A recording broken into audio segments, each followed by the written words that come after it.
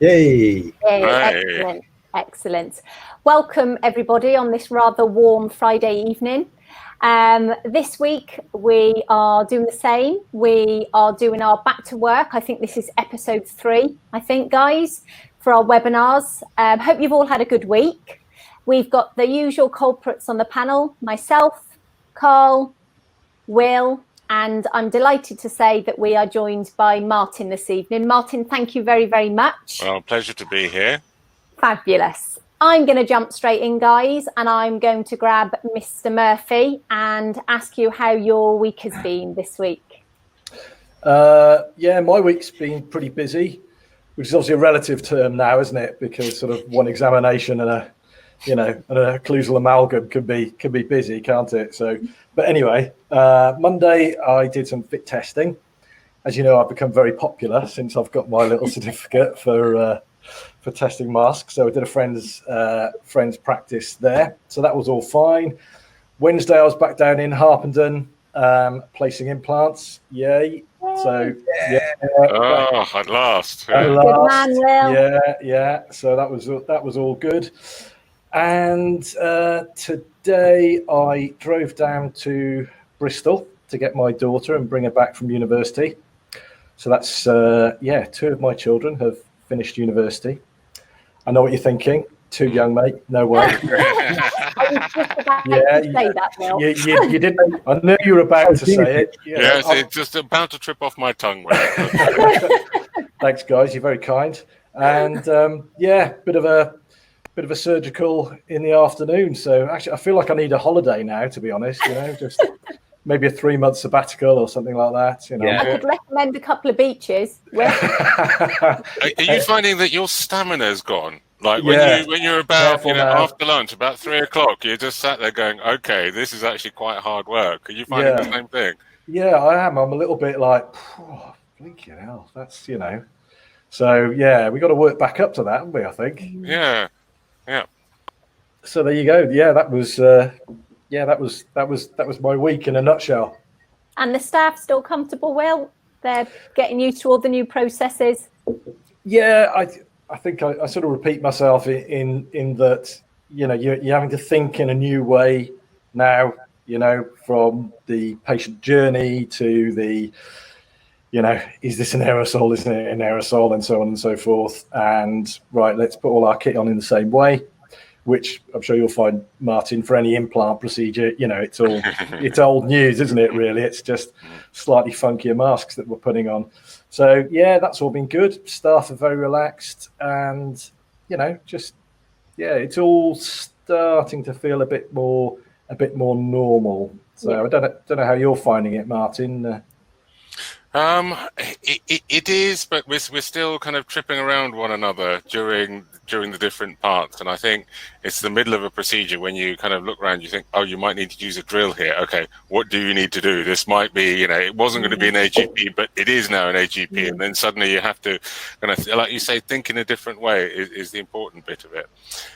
Varies between some of the girls. Some of them have been excellent, and others of them are still getting used to it. That's because they've come back at different times. The ones who are just in, you kind of see almost like, what? I've got to do all this, and where are these gowns and these masks? And the ones who've been there for a while are really, really relaxed. So it varies between people, really.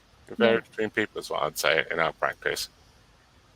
And the response from your patients, Martin, has been positive?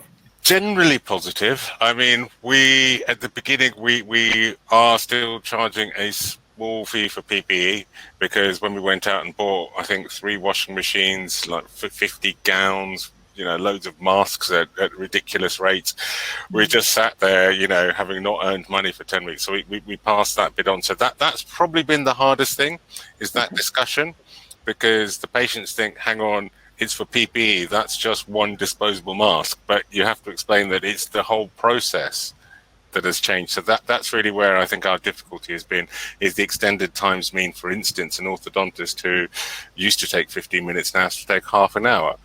So it does have an impact, but it's trying to explain that to people who don't see the impact. A lot of them have been very grateful, because they know that we have made the effort to open, despite all of the barriers that we've been through. and that's been very nice, and them going, oh, I'm glad you're open. Some of our referring practices haven't opened yet, so we've helped them with some of their patients and sent them back afterwards. So that bit has been good, but generally very positive from the patients. Fantastic, that's great, really good. And the receptionists, Will and Martin, your receptionists, they're handling the calls okay as they're coming through? Yeah, we've sort of kind of started slowly, although we're getting back into doing treatment. We're trying to make time so that the staff can have a little bit of a concentrated time looking through the book, kind of going back for people who've slipped through the net, dealing with the new inquiries. We had quite a lot of online inquiries. We've got online forms. So people are almost assuming that the front desk phone system may be off, and so we were getting a lot of online inquiries. So it's just sort of putting that all together. But so far, the staff's been great. Everybody's coped really well. Fantastic. And Carl, our week this week, I know we were back in clinic. Yeah. But not placed yet. But no. It was interesting. There was 2 practices that had started back. So I'd already been into one of them and been through the process. So with the new screens, and as Martin was saying, a few staff had come in and a few hadn't. Some of them are still shielding. One of them has failed every single mask. Have you not sent them to Will? Have you not sent Will up there? He'll sort that out. Yeah. Come to me. Come to my bit of epoxy resin around the mask. Yeah, you've got to keep 2 thumbs on here for the whole process. I didn't say that. That was a joke. But I mean, interestingly, one of the patients was a medical practitioner, and we're sort of hearing and lots of conversations about how frustrated we are with the lack of direction. And she said exactly the same, that they aren't really receiving a lot of guidance or anything. In fact, I started to do my normal whinge, and then she come on. Yeah, she kind of nothing. I thought, oh, you know what? Actually, fair play. So that was quite good, having that kind of, you don't feel like you're the only profession that's being, is the word dumped on, politely, and going through all these hoops, that they're probably in a similar situation, and they've been in the dark for maybe a similar amount of time, and it's difficult for others as well. So I think everybody is sort of finding the feet, like you guys said. And the other practice, it was nice to see them. I didn't see all the staff again. Not all of them are in. They've got the shielding up, and they've had to modify that slightly because there was a little gap where the patients were popping their head through to make sure that they could spread the disease onto the receptionist a little bit more effectively. Yeah, just to make sure you get it behind the shield, so it stays there and kind of lingers. Those shields, they get in the way, Yeah. Do you know what? I think we've stumbled across a new hot topic at last, because we spent a lot of time, didn't we, talking about sort of mask and aerosols, and when's an aerosol not an aerosol, and all this sort of stuff. We've spent hours on that. I think the new hot topic may well be PPE charges. Yeah. I've noticed like a little, they're charging, so there's almost like this sort of moral guideline coming out about, what you can and what you can't charge. I think in particular, one of the corporates is probably setting the standard on that, Carl. They are charging for PPE to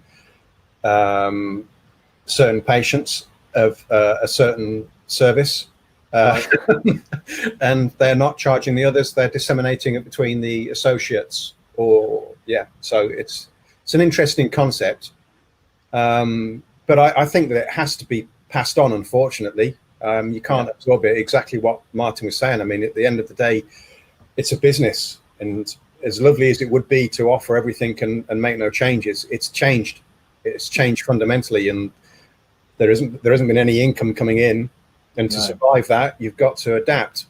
And what's a reasonable? Sorry, Martin. I think the hard thing is we're just so used to an environment where I think the costs you charge and not changing the price is so linked with your, everyone doesn't want to be that dodgy dentist who put the price up after the implant went in and this ended up more. So we almost feel like I have to stick to this price because I've said it, because that means that I'm an honest person. But we've reached the point where, the petrol at the supermarket, they've got a little dial to turn it up and down according to their costs. And in the supermarkets, all the costs have a little digital display. They can change that. So when their costs go up, everyone accepts you pay more for petrol, less for petrol, more for this, less for that. But we seem to be in this category where, nope, it is fixed. It has been said. We cannot change that. And it's a hard one because it feels bad asking for it. But on the other hand, you just know it's absolutely vital for your business, because otherwise, the bank of, in our case, Nick and Martin, is paying for the PPE. Yeah. And what is a reasonable charge? You see, it's a hard thing because the clinical time, it's gone anyway. Half an hour to 15-minute orthodontic, it's gone. So really, we just thought what we'd like is to reach the point where in some ways, before things go back to not having to wear the gowns and the masks and dress up like we're going to the moon every time we want to do an occlusal amalgam, we just want to find some way to pay for the stuff. We'll take the hit on the time, but we want some way to pay for the stuff. So we've got £15 and £30. It's probably ended up more people have paid the 15 than the 30. And it's probably more in some ways towards, if you have an appointment where you're having a mouthful of implants, we're not going to ask you for a bit of money for PPE. If, on the other hand, you're popping in for a chat and a review, and that was not an income-generating appointment, that's potentially where we think, actually, it is fair that you pay for some clinical time, especially if you could have come in a month or 2 or 3.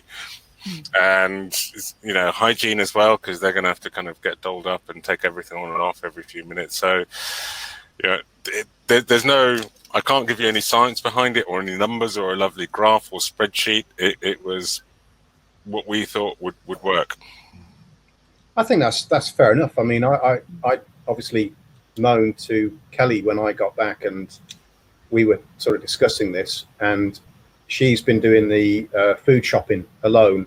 I think she comes back with food anyway. And she said to me that it's rocketed, and so that the amount of costs for the groceries is certainly gone up, and it's and also with the masks, I was helping somebody, the nurse that was not able to fit test on them. I said, well, have a look at the reusable ones. So they went online to look for the same mask, and it's gone up £30 since I looked at it, and that was 2 weeks ago. So I think the difference probably is for us as well is we are in that room with that patient hands-on, whereas the corporates, such as the supermarkets and the online place where you get your PPE, they're not front-facing. So we feel it because we've got that emotional contact with the patient. So it's a lot more personal having that conversation when you're asking for that, please help us out, we're trying to help you, so please chip in a little bit so that we can carry on helping you. And it does feel a bit more personal, I think. It's not like in a supermarket or a petrol station, like you say, where they can just go. Everybody accepts that, but they don't always accept it unless you explain it. And I'm sure that we're not all great at that. And Will, do you have those charges within your practice? Martin. Yeah, I'm still. You're still here. You've left us. We're sort of, again, having that little debate at the moment. I mean, I haven't been in enough to really nail that down as what the charge is going to be, and hence I'm sort of almost learning on the job here by talking to you guys about what's going to be a reasonable PPE charge. I can see some places doing £35. Some of the corporates are doing that. I was thinking about 145 per mask. Is that unreasonable? Is that all? Is that unreasonable? Yeah. Is that including fit testing for the I'm just going to reboot the room because I've lost your visual feed, Martin. So I'm just going to just see if I can bring you back. Do you want me to turn on and off? We can hear okay, we just can't see you. So if I just reboot and then that.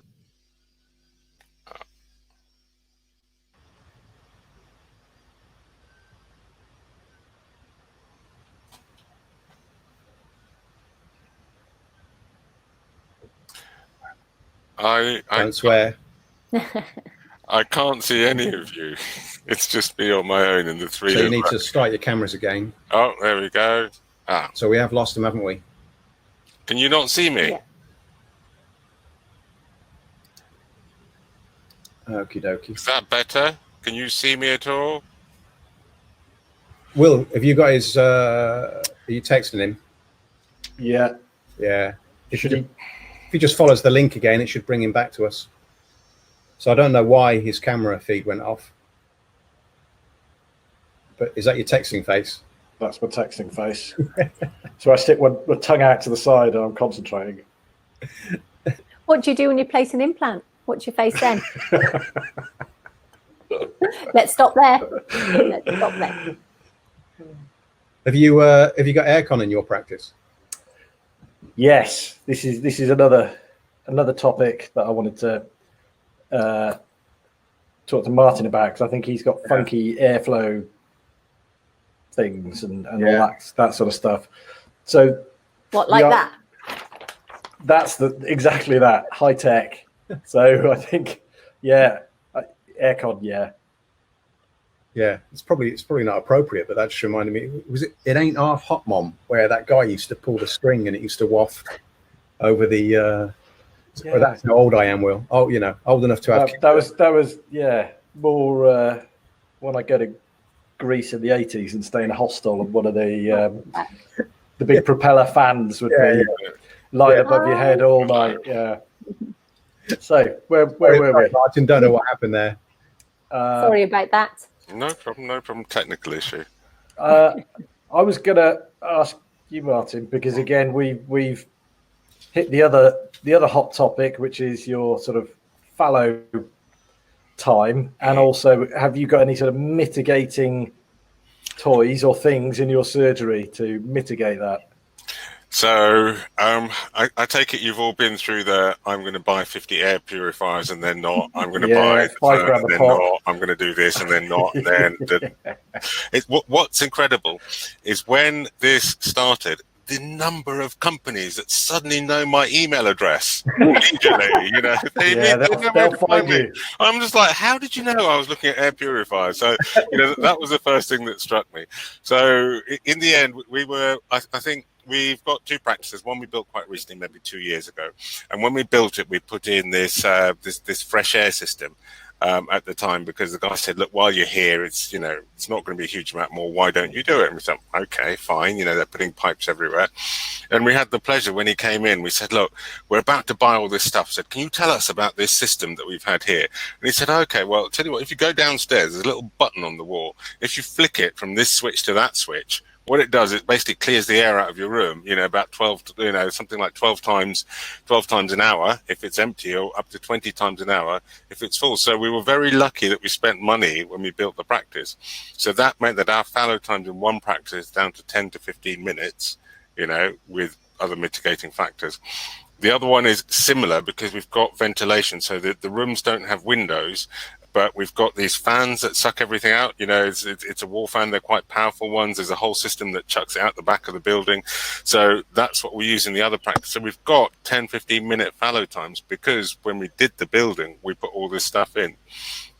We have bought a toy, though. If will know me, you have to buy a good kit. You've got to have a good kit, don't you? That's what I was fishing for. You can't resist. But so what we've got is it's effectively it's called an extraoral suction. It's by AT. And that I think what the reason why we went for that is we thought, okay, short term, we might reach a point where the level goes up and we actually have people who are very nervous. And if you're very nervous, you can bring the big ET kind of thing that's going to remove all of the aerosol.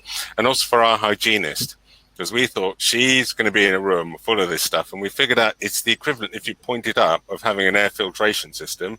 And if you point it at the patient, you're kind of sucking everything out quickly. So we got one of those. We've got a fogger that we use, and the fogger we use probably sort of middle of the day, end of the day. But now that the alert level's gone down and everyone seems to be, and they can't fog Bournemouth Beach. So because they can't fog Bournemouth Beach, we're not going to fog our surgery either. So with that in mind, I think the fogging we're going to drop until the alert level goes up. But that's pretty much it. Lots of gowns, as you've all got, the reusable, washable ones. We've got ones that are like a shower curtain, which I feel, which were not pleasant today. And we've got other ones that are a bit more breathable. So all of that sort of stuff. Nothing other than that. I had to strongly resist the urge to buy an air purifier. I did want one, but the bank manager said no. They've got one in one of the practices that I was in. They got air purifiers. So they got the big one in the surgery, and they got a little one in the waiting room, and it has got virus killer written across it, which is like, wow. Yeah, and a nice blue light to go with it. So I think what you've done is you've got all the toys, haven't you? That's fantastic. I like that. When you're fogging, you're using hypochlorous. Yes, we are. So we're using the pre-mixed. We're using the pre-mixed. We not the tablet stuff, because that's toxic. So we're using the pre-mixed stuff. Pour it in, and when you first use the fogger, if you put your hand too close, you think that the fogger doesn't work. You think this is more like a wetter. You put your hand there and it just ends up dripping wet. But you realise you need to be a little bit of a distance in order for the mist to develop, and I have to say, it's reassuring. It feels nice to have done it. That the high contact areas, so reception, loos, are where we'll focus it on. We're unsure as to if it will affect the upholstery of the chair. And all the manufacturers said, "Oh, don't put that near our chair." So the rooms are a little, that we spray and wipe. Yeah. I was going to ask you about that, but you've answered it. Yeah. Because I've heard one or two people saying they're wiping afterwards as well, just because they're a bit worried about the effect that it has, certainly on the stainless steel little bits they've got. Yeah. And are you doing sort of fallow period from handpieces or ultrasonics going down? Are you kind of like starting the clock and then ping and then change around and go? Yeah. So and what we've done is we've got our dentists to, when they book an appointment, they have to book in their fallow time as well. This saves, because otherwise you end up with your diary and then a block for fallow time, then your diary, then a block for fallow time. And when the patient moves, if you don't move the fallow time block with the patient, you end up with a kind of strange thing. So that's how we've tried to get around that one. That's a good idea. Yeah. Another idea I can steal from you. It's the only reason we brought you along. Just like, fair enough. Let's nick some ideas from Martin. We'll be writing this all down, Martin. Yeah, I was curious because you mentioned that sometimes you said that it does, doesn't it? You're doing a procedure and it turns into an AGP, and then what do you do? Unless you've got the spare surgery, if you've got patients waiting and they're booked in, and you've got an hour, for some practices they're an hour. How do you manage that? You can't tell a patient they've got. You sit in your boiling hot car. You can't put per hour, please. So I imagine that's going to be extremely difficult for some practices unless they get that sorted out in here first. So well done for that. But I think the other thing that it's brought up, which is probably, I think this is why we had a week of like very, very light bookings, was just to sort out, when you're doing a procedure, you have to decide what you're doing before, you can't do it on the fly like you used to, saying, oh, no, it's not a filling, it's a crown, it's a this. It's now, this is what we're doing. Can we get all the stuff out? Can we sort out what we're doing beforehand? So that part has taken, we're looking at the diary, forward at the diary a lot more, and really, really checking appointments rather than, I think some people used to rock up to work and just say, okay, what's it today? It's hard to work in that environment. Yeah. Are you phoning your patients up as well before, or having chats with them before they come in? Not phoning. We use a little thing called Jot Form. So it's an online form, and basically send them a questionnaire. And so having a look at that, and then the ones that flag up any yeses, that's those people we're speaking to. And actually, I think just today, Nick sent me an email. We're going to add questions about people who are shielding. So I think we've got lots of questions, but we need some shielding ones on there. Yeah, it's a good point. It's all going to be very sort of risk assessment heavy in terms of our paperwork, isn't it, moving forward? Staff and patients. Yeah. I mean, the other little thing is also we use a note program called Kiroku, which auto writes your notes for you. And on there, the first bit is the FGDP triage. So it helps you kind of go through those bits at the beginning. But it all takes time. It all takes just time. I mean, it sounds like you've talked about it and been through this yourselves. Yeah, I've looked at that. I've not used. It's the one Hannah Burrows is. Yeah. But I've not actually used it. It looked really good, and I must admit, a bit like your emails that you were getting for your air filtration. I had a few emails back, but with lockdown, I never really got the chance to investigate it. So do you like that? Is it a good?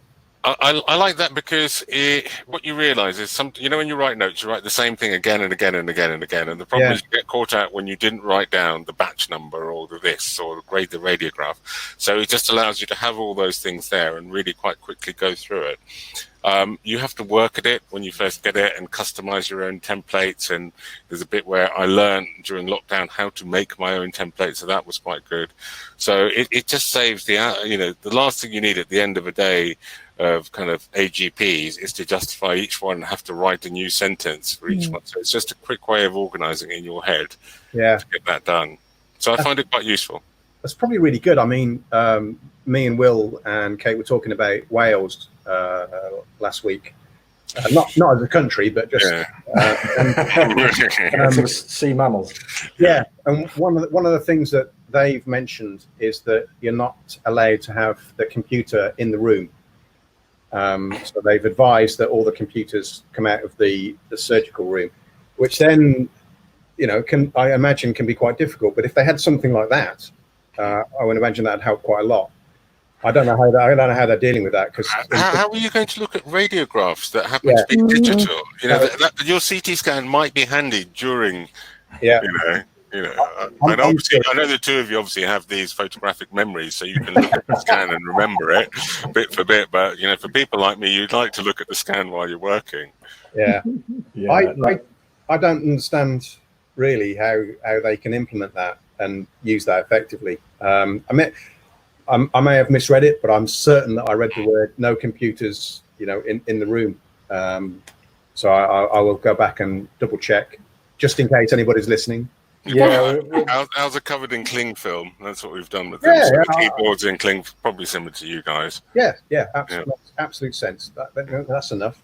Yeah, it's just the usual sensible precautions you've got to take. But we sort of touched on sort of the Welsh system compared with the English system, didn't we? Last time, we probably went off on one a little bit. I mean, although I'm from Wales, I'm very grateful that I'm not practicing there at the moment because it just sounds. Well, you wouldn't be. Absolute nightmare. No, you wouldn't be. I wouldn't be allowed in, probably. Yeah. You could have that holiday for a bit longer. Oh.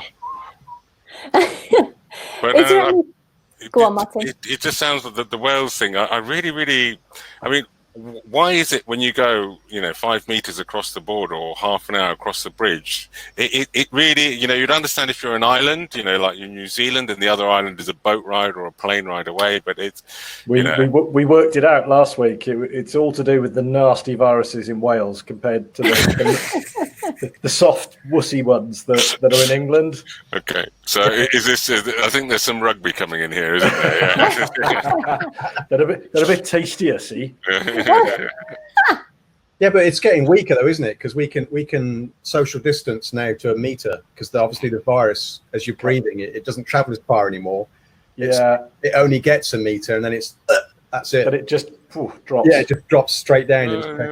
I think it's certain environments, dental practices. It's been to the gym. It's really on cue. Bars, pubs, beaches. It's really it's had a few to drink. It can't be bothered. It's feeling quite lethargic. It's lying in the sun. It thinks I can't go a meter. I can't. Brilliant. Absolutely brilliant. Well, since opening, is it too soon to say if you changed any of your processes? We said the other week that, as we go forward, there are going to be some that people knock on the head, if you like. Is it too soon? Yeah, I think it is. I mean, I think these SOPs are all going to be living documents, aren't they? And sort of changing rapidly. And already everybody's got their own interpretation in terms of if I mitigate this factor, then I can lop 10 minutes off, in my fallow period and all that sort of thing.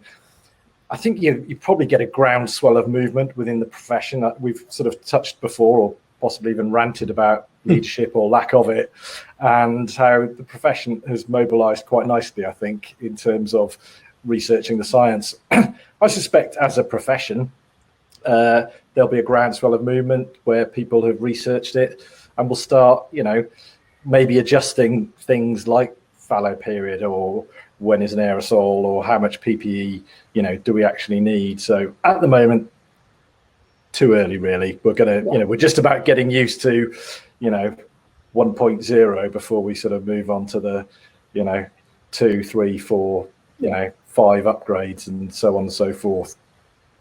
Absolutely. So as practice owners, I mean, Will and Martin, paperwork wise with all of this, how much of your time would you say spent on paperwork, as in an addition to what it was like prior to COVID? I think it's been mainly getting the SOPs out and getting that bit done was just, because I think, people ask, how was lockdown? A lot of lockdown was spent preparing to come out of lockdown. And if at the end of it, someone had said, right, okay, really, it's the 23rd of March, you're going to go back on the 8th of June, you need some plastic aprons, you need some washable gowns, you need some hats, and you need some masks, and the rest of it will take care of itself. I would have had a really, really relaxing lockdown. So it's the preparation really that's happened before. So at the moment, not a huge amount. The furloughing, unfurloughing, refurloughing, it's required Nick and I are probably talking, probably daily for. There's lots of little things that turn up that need constant dealing with because it's new and it's the first time. And what do we do with this? For instance, what do we do with a new patient where it's a non-essential treatment who really wants it? What do you do? So there's all of that stuff. It's a lot of the time has been spent. I mean, the analogy I use is we had this nice house built of Lego, and suddenly we were asked to disband it and throw all the pieces in different directions. We're now scrabbling around the floor of the kitchen, trying to find all the pieces and trying to build a completely new house. And you discover that someone's changed the shape that you're starting with and thrown away the instructions. So within all of this, that's essentially what we're trying to do. So it's been really good to have the team with us. They've been very helpful. The ones that have been back. A lot more, but not a huge amount more. I'd say probably maybe about an hour to an hour and a half per day of just other stuff needs to be dealt with on top of trying to fix teeth. And sometimes it feels like you've stood on one of those Lego blocks without any shoes on. It's a killer. Yeah. I mean, I think you're right. I think we spent an awful lot of time during lockdown probably looking at, I did what everybody else is doing. I'm a great believer in there's no such thing as an original idea, so I'm quite happy to pilfer everybody else's stuff, and you could almost see certain one corporate in particular brought out a very extensive SOP, didn't they, which I think formed the backbone of a lot of people's SOPs. And the NHS guidance, probably. Yeah, and then it was all kind of tinkered, and a few people did a nice summary, and I think so everyone sort of got those tinkered a little bit, adjusted it to fit your own practice, and bring it in that way. It's quite surprising, as you guys have just said, which I do know it's common sense. During lockdown, at some point, you knew you'd be reopening. So quite clearly, you've used the time where you can to start the wheels in motion. It has shocked me, I must admit, and maybe yourselves, to hear some of the practices when they were told that we were going back suddenly go, what have I got to do? When am I going to get my PPE? But I find that very difficult, and I mean, I do feel for their patients, I must say. I think it depends on, different practices have potentially, I think one of the things is overheads. If you're a small private practice in a market town with no other practices, with less competition and a very, very loyal patient base, they're going to give you the time to come back. Whereas, if you're a busy London high street practice with, who's been paying your landlord rent all this time, you an extra week of preparation is more money in some ways. So I think for me personally, it was the realization that every week you're shut is a week that you're not paying off this debt that you're incurring. So that was probably the motivating factor for us as a business. Yeah. And then if you couple that on top of people, once it went on a certain amount of time, people in treatment, you're thinking, okay, is that provisional bridge going to break? Is that, how long is this stuff going to last? Yeah. Perhaps some people are more motivated than others, maybe. I think it's a lot of it as well was the people felt safe. A lot of people felt safe prior to lockdown that the systems that they had in place were universal precautions, were adequate. So I think that when the new sort of guidance came out, for not all of them, but for some people, I don't think they were then scrambling to kind of get that PPE in place, and it had all gone because other people had either brought it or donated it. So a lot of them were left kind of, right, okay. And the timing of it, I think that if they'd been given a bit more notice rather than on a ticker tape on the BBC and told, this is where we're going to be heading, you've got a certain amount of time to start preparing, we think we're going to be doing this, that probably would have been really helpful for a lot of businesses. And also we've got the difference between the NHS and the private.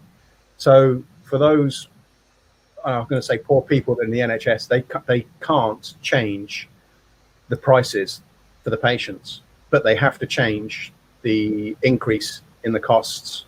In other words, they have to purchase that and take the extra time, but there's no more income coming into those practices. So they're in a rock and a hard place, I think. Very difficult. Me personally, I think for those guys. I think the mixed practices probably have it hardest, because I think if you're a mixed practice who has a good NHS contract that's enough to kind of keep everything ticking over, but you rely on your private income for your really big ticket items, I think that's the difficult place to be. If you're private completely, you can open again and you can work it out yourself. If you're completely NHS, then depending on your particular motivation, you might or might not want to come back. You might wait for a fit test till October, as I've heard one rumor of one particular guy who said, I'll wait for the fit test, I need a fit tester. So he's got a lot more Netflix to watch. He hasn't reached the end of Netflix.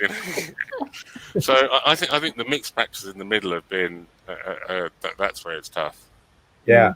It's very true. And I mean there was I'm not going to rant again, but the bit where they brought out the PPE that you could only buy if you're in NHS practice, which has now changed, I think.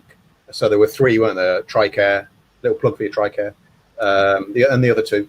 And, and you could buy it for your NHS patients, but if you're a mixed practice, could you use it on your private patients? And I heard that discussion going on. I thought that was quite an interesting predicament, but I think they've changed that now and said, oh, sorry, we didn't mean that. You can all have it for all of your patients at an additional 30%. And that ended that conversation. I know. It's the price of it, though. Yeah, it is, isn't it? Absolutely. Yeah, it's like I said with the masks. I was astounded. So from £25 up to 60, I think it had gone, which is a phenomenal hike. But people need them. People need them. Very much so. Very much so. So any plans, different plans for the coming weeks, apart from the obvious, tackling it every day as you come? Any new, well, not new, but any more treatments booked in that you haven't done so far, guys? I think we are probably by the end of next week be running pretty much all our services with slightly restricted hygiene. So I think probably just holding off on the ultrasonics for a little bit longer. But I think by and large, I think by the end of next week, I think we should be hopefully ticking all the boxes. Oh, great. It's great to hear, Will. I think with us, hygiene is similar to you, Will. Hygiene is probably the difficult part, and we've brought our hygienist back. She's just started today. She's at hand scaling only, and what is going to be difficult is those people who want that clean mouth feeling that comes from using the Profi and the ultrasonic and all. They're not going to be happy. They're going to be like, I don't care, but I haven't got it, and I want you to use it on me. So that's a little battleground that we're focusing on next week. Yeah, I think the other thing is just to try and get because everything is still a little bit up in the air. We're still learning on the job. We're still figuring out what to do on a daily basis, and we're still having to listen and change and listen and change and listen and change. And I think for those people who are quite happy and comfortable in that sort of environment where they can really, really adapt quickly, it's been fine.